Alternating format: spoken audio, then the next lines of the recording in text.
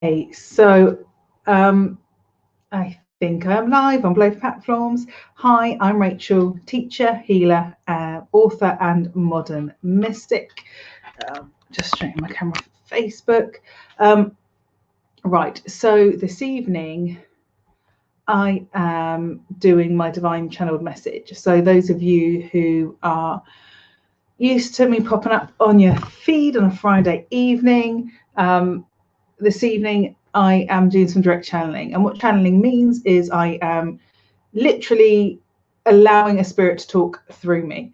Some people go into a trance to do this. I don't. Trance uses a lot of energy, and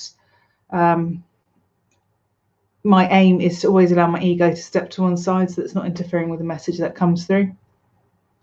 Some people channel people's loved ones and things like that, but honestly, that takes a lot of energy because dimensionally they're quite low. And I like my life to be easy, and I don't want it to be kind of painful. Hi, Linda. Hiya. So I channel higher beings who are here with unconditional love. That's the intent. So this is all supposed to be one big love fest of fun, from a very spiritual perspective, of course. So what I'm just going to do, which is what I always do, is to just see who's in the room. As you join, please feel free to say hi. It's not going to put me off my stride. I don't take questions particularly unless there's a question about what I'm doing. This isn't like individual readings or individual messages.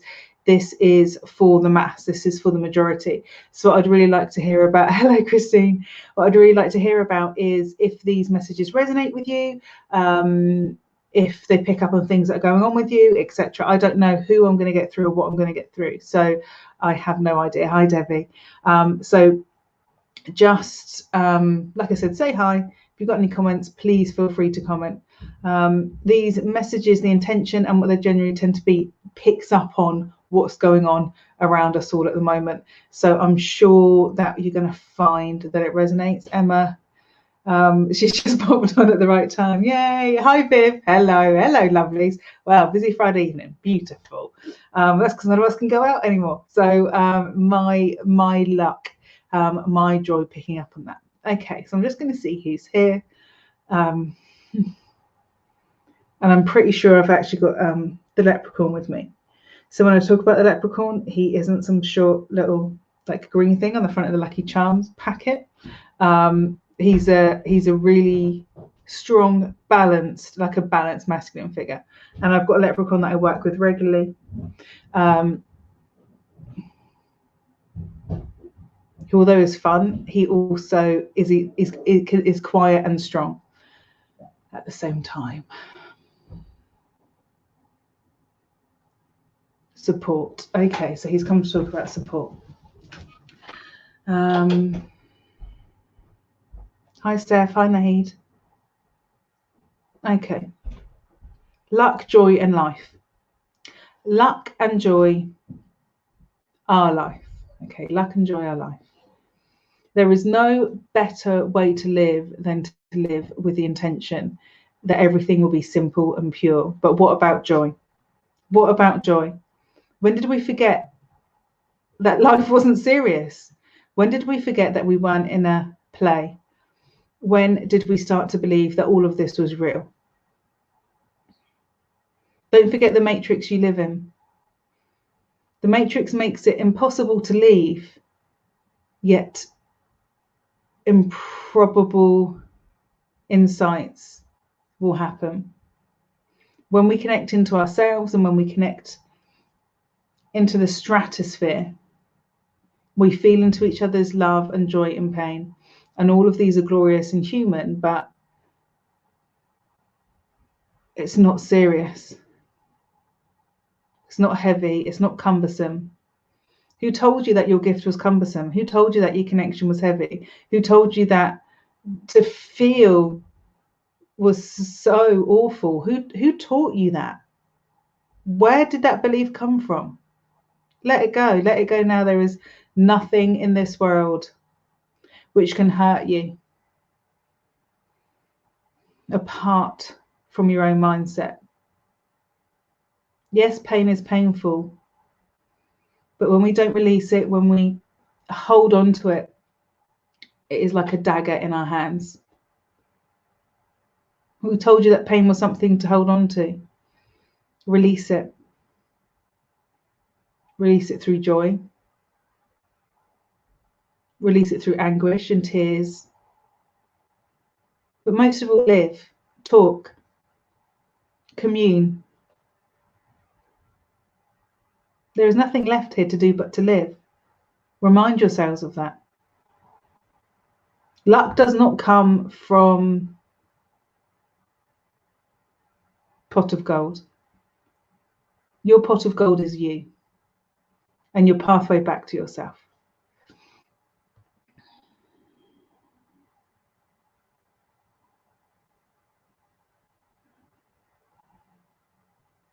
He's actually showing me the rainbow and the frequencies and the spectrum. These frequencies interconnect all of us, and I live by them. I live through them. I am part of them. And I will visit you 7 times. I will visit you 7 times. And in each of those times, I will present you with a challenge. And each one I expect you to esteem, astound, ascend. There's nothing much to them. They are simple, but still they are your pathway. Unless you choose to live through abundance, through the abundance of joy, through the abundance of never ending, through the abundance of the stratosphere which joins everything. For as you join each other, it continues. It is cyclical. It feeds into each other. Who told you to hold back? Keep feeding, keep giving, keep feeding, keep giving. And as you do, accept it back, take it back, bring it back. It is a cycle. And those of you who are connected in have access to that. Never forget. Why do you think you're not thriving when you are? If you're on the path to joy, the abundance is always there. You just have to see it slightly differently, and I will come to you. When you are looking for your pot of gold, I will be there. I will be there 7 times. And then the last time you will have your pot in front of you, and I will be gone. But I will never leave. For that is the way. The wisdom in the universe teaches us nothing much, except how to live. And live you shall. I have never wanted much out of this existence except to hold on and partake and feel and walk and be with you. And so I shall. But you must call out to me, for I will visit 7 times.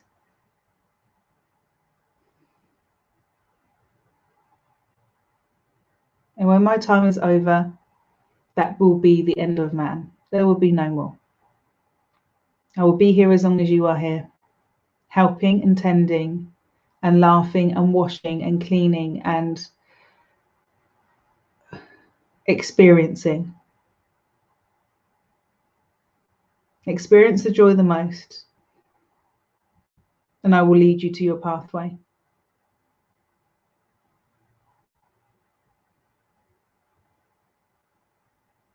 Accept all, accept all.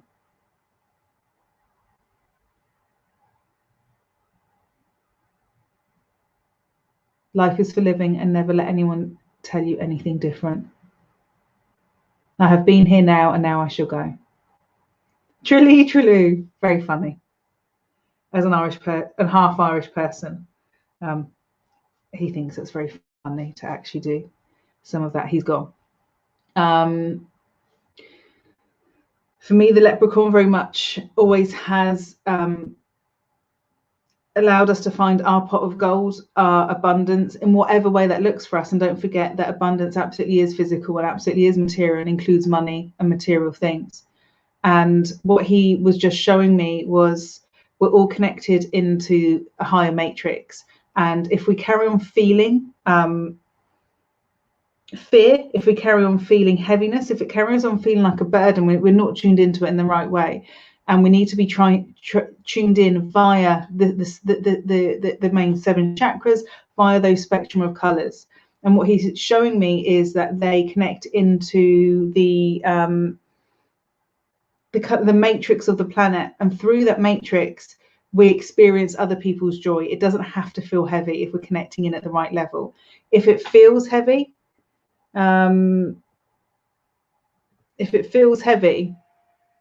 then we're not connecting in properly, we're not connecting in the right way. And what he's saying is that by going through my feeling is it's like a deep dive into each of the 7 chakras, that as you go into that and work through that and work through your joy and work through your abundance, there's also definitely a feeling of the rays, the violet ray being the most famous, but the theosophy movement, read up on that, and the 7 rays, and working through those wisdoms, very much linked into the tree of life, the Kabbalah tree of life. So have a read up on that. And what he's talking about is if we're tuned into it in the right way, he'll go through 7 different lessons, life lessons with us. Maxine, you might be having a lot of noise. I don't know what that's off, so apologies. Can't do anything about that. It's not here, so apologies for that. And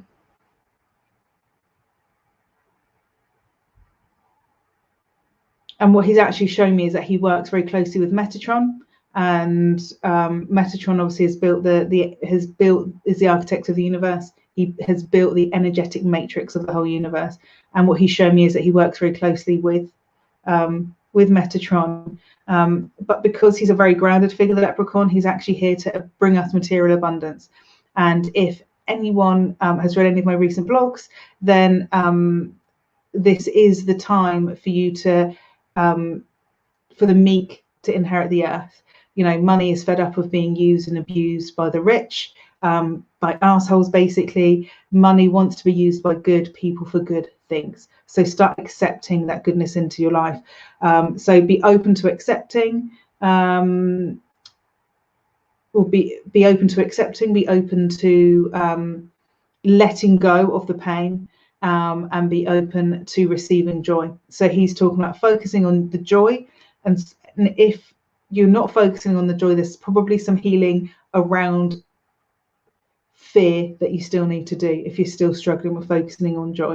If you're focusing on joy, your life path will automatically manifest, and as part of your life path manifesting will be material abundance as well. Not disproportionate material abundance, of course, material abundance in balance. Because if everyone lived on this planet in balanced material abundance, there would be no issues. We would all be equal. So that's what he's here to bring balance, material balance across the planet. Thank you, Leprechaun. I did not know that. That's one of the things he's here to do. Very balanced masculine figure, very balanced masculine figure. If there's either masculine energy in your life that you need to deal with, you're working through your own masculine issues, then what you'll find is that he's a really good figure to work with. It might be parts of your own personality, the masculine side that you want to work with. We're made up absolutely of both, and or it might be other people in your life who need that healing. So he's a wonderful figure to work with. And I think I do have one more message.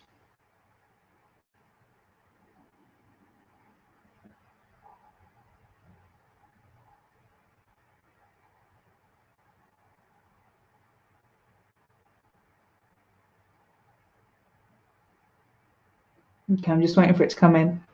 Does anyone else get sort of like hold sounds or hold music as you feel the connection coming in?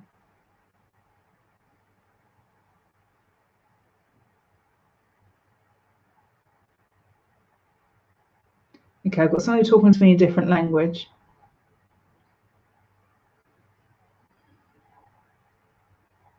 So I'm just going to allow their energy to merge with mine so that they can speak through me in a language we can all understand. South American feeling. I keep on hearing the words Machu Picchu. I've probably not pronounced that correctly. Strong South American, and I think from memory that is the Mayan civilization.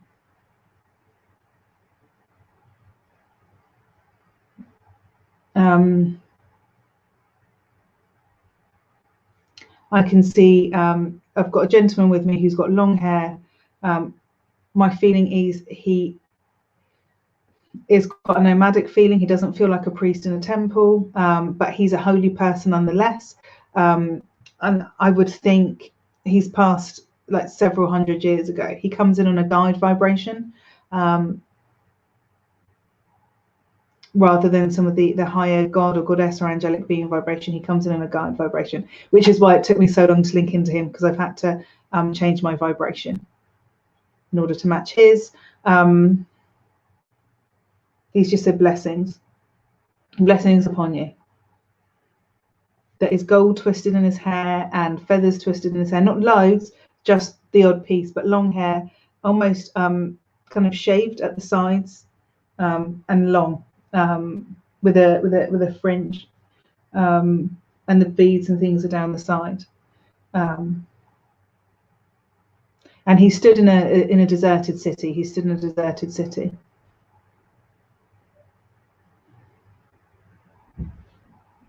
Tell me now, where do you want to go? For the 7 seas are your fortunes.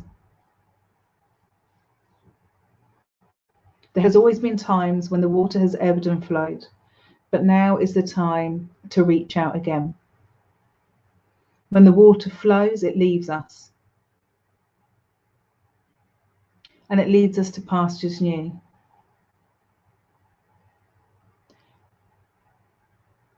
There has been times when the water has stopped altogether, and you know then that your time is done. So watch for the water. It will show you the way. When you walk through a field or a desert, the water holds your hand and guides you. The water is a guiding father.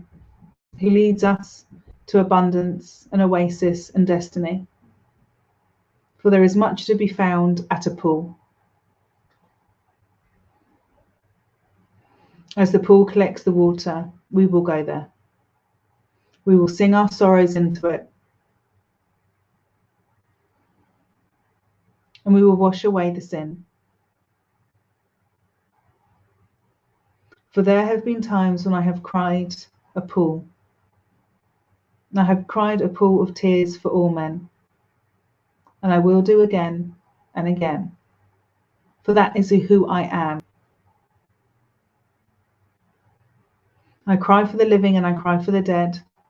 I weep for the old and the young. Pay no mind to my words, for my deeds are what speak of me. I have never been one for joyous interlude. I have always been alone, but that burden was one which I chose. I chose to be alone, and I chose to weep.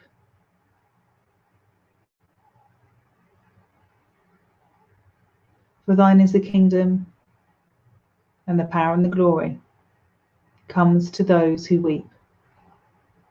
Let your sins go and cry into the river. Let your sins go and cry into the pool. You have always known how to let go, and yet you have been taught to withhold and restrain, and to stop those tears from falling. What weakness is there? None. The only weakness comes from restricting your vulnerabilities. As you restrict your ebb and your flow, you restrict your soul. Never restrict your soul again, my children. Learn to weep again. Learn to cry. learn to shout, learn to sing. These are the things that you do in the womb.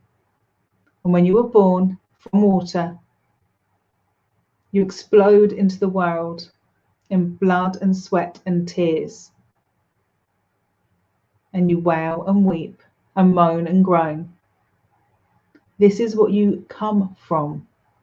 Why do you stop it? Why do you restrict it? Why have you let it go? It is your way.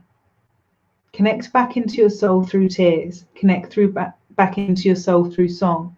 Connect back into your soul through happiness. Connect back into your soul through the wailing and the keening and the crying and the tears and the tantrums. For all of these are good and holy. Who taught you they were wrong? There is nothing here but blood, sweat and tears. This is your way, so remember yourselves. Remember yourselves, or forever you will carry the burden of the water flowing away. If you do not follow the water, you will not find your way. Once the water has left you, the land is dry and barren, and there is no life there. Do not make the same mistake. Nurture your soul. Prepare the oasis within your heart, which will come from the sobbing and the crying and the wailing and the tears and the laughter and the joy. Prepare the way. For there is nothing here but blood, sweat and tears. I leave you adieu, my friends.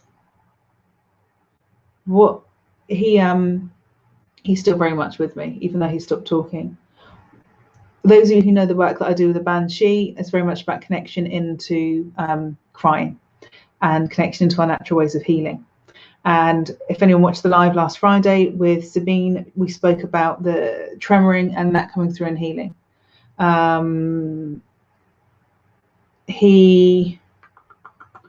don't think he is a guide. I think he is a living being who's become a mythological figure. Does that make sense?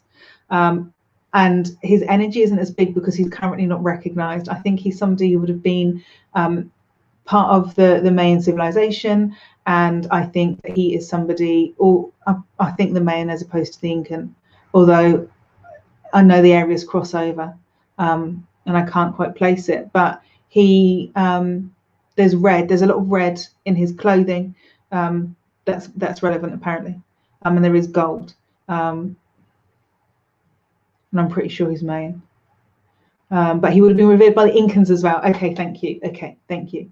And the knowledge about him has been lost, or it isn't available as widely as it would have been. But his job was to cry in the same way that Banshee wails and keens and cries for people's loss, not just passing over, but for the loss. And his job is to reconnect us into that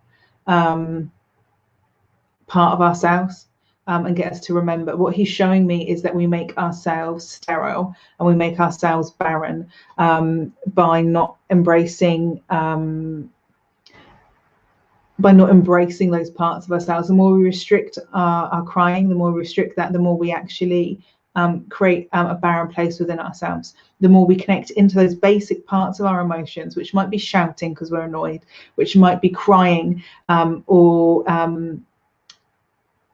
letting go of our pain and our anger in very natural ways. He's saying it actually creates a fertile ground within yourself, and the emotions that spring forth from that are amazing and abundant, and it creates abundance within yourself for everything else. So joy will flow much better if you embrace the sadness. So if you're actually releasing the sadness and letting it go in a very natural way, you're also embracing the tears that come from joy. Those times when I do a muttly laugh, when I get that hysterical where you're laughing so much that there are tears down your face.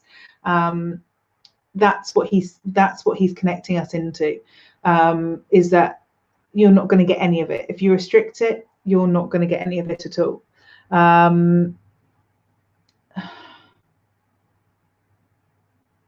what he's showing me is that there's a pool in a rock, and it looks there's quite red coloured earth, and this pool looks like it goes actually deep, but it looks small from the outside.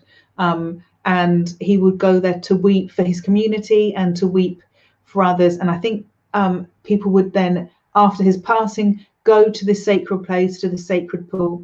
He's also shown me that he would sing into the water and sing joy and sing thanks and celebration, and also sing sadness and laments into the water and allow the water to absorb this. And I think there was something about the colour of the rock in this area which gave amazing minerals into the water, and actually it was really high vibrational water, so it was a healing pool effectively. And he would perform these acts for his community, for his people, and people continue to go to that spot afterwards in order to do the same thing, and to ask him for help.